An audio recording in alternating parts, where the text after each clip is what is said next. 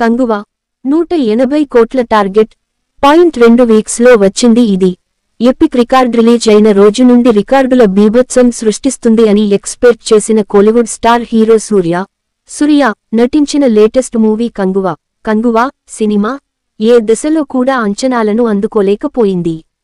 దాంతో కలెక్షన్స్ పరంగా తీవ్రంగా నిరాశపరిచిన సినిమా 2 వారాలను పూర్తి చేసుకున్నా కూడా ఇప్పటి వరకు బాక్సాఫీస్ దగ్గర 100 కోట్ల గ్రాస్ మార్క్ని అందుకోలేకపోయింది.